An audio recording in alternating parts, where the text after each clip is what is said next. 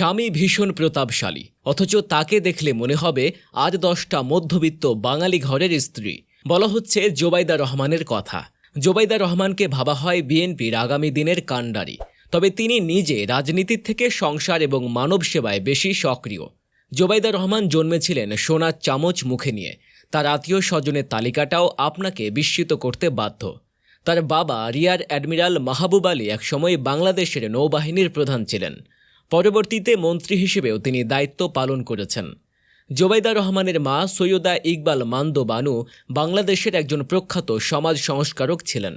জাতীয় জীবনে অনন্য অবদানের জন্য 1995 সালে তাকে সমাজ সেবায় স্বাধীনতা পুরস্কার প্রদান করা হয়েছিল। এছাড়া বাংলাদেশের স্বাধীনতা যুদ্ধের সর্বাধিনায়ক জেনারেল এম.এ.জি. ওসমানী জোবাইদা রহমানের আপন চাচা ছিলেন। শ্বশুর শহীদ প্রেসিডেন্ট জিয়াউর রহমান ও শাশুড়ি সাবেক প্রধানমন্ত্রী খালেদা জিয়ার কথাটা তো আলাদা করে বলতে হয় না।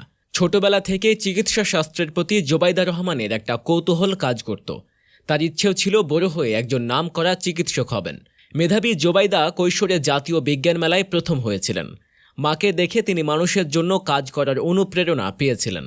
তার মা সৈয়দা ইকবাল মান্দো বানু 1979 সালে সুরভি নামক একটি অলাভজনক সমাজসেবামূলক প্রতিষ্ঠান প্রতিষ্ঠা করেন, যে প্রতিষ্ঠানের মাধ্যমে এখন পর্যন্ত সারা দেশে বঞ্চিত 10 লাখ নারী ও শিশুকে জীবন রক্ষার্থে বিভিন্ন সুরক্ষা সেবা প্রদান করে যাচ্ছে। সে যাই হোক, শৈশবে চিকিৎসক হওয়ার যে স্বপ্ন ছিল, বড় হয়ে জোবাইদা রহমান সেটা পূরণ করেছেন। তিনি ঢাকা মেডিকেল কলেজ থেকে MBBS ডিগ্রি অর্জন করেছিলেন। 1995 সালে BCS স্বাস্থ্য ক্যাডারে তিনি প্রথম স্থান অধিকার করেছিলেন। শুধু বাংলাদেশে নয়, লন্ডনে গিয়েও চিকিৎসা শাস্ত্রে নিজেকে নিয়োজিত রেখেছেন তিনি। জোবাইদা রহমান কলেজ লন্ডন থেকে মেডিসিন বিভাগে অধ্যয়ন করে রেকর্ড নম্বর ও স্বর্ণপদক নিয়ে সম্মানজনক MSc ডিগ্রি অর্জন করেন। একজন হৃদরোগ বিশেষজ্ঞ হিসেবে তার বেশ সুনাম আছে। তিনি অনেকদিন কার্ডিওলজি বিষয়ে গবেষণা করেছেন। 1993 সালে 21 বছর বয়সী জোবাইদা পারিবারিকভাবে তারেক রহমানের সাথে বিবাহ বন্ধনে আবদ্ধ হয়েছিলেন। তাদের ঘর আলো করেছে একমাত্র কন্যা সন্তান জাইমা রহমান। জাইমা বড় হয়ে ব্যারিস্টার হয়েছে। তবে জাইমার জীবনের বড় একটা অংশ কেটেছে লন্ডনে। 2008 সালে তারেক রহমানের প্যারোলে জেল মুক্তির পর শিক্ষা ছুটি নিয়ে স্বামীর চিকিৎসার জন্য লন্ডন যান জোবাইদা। স্বামীর চিকিৎসা শেষ না হওয়ার কারণ দেখিয়ে স্বাস্থ্য মন্ত্রণালয়ে একাধিকবার ছুটি বাড়ানোর আবেদন করেছিলেন তিনি, কিন্তু রাজনৈতিক বিবেচনায় সে সময় ছুটি মঞ্জুর করেনি স্বাস্থ্য মন্ত্রণালয়। তিনিও থেকে যান প্রবাসে। বিগত সরকারের আমলে তার ও তার পরিবারের উপর দিয়ে ঝড় বয়ে গেছে।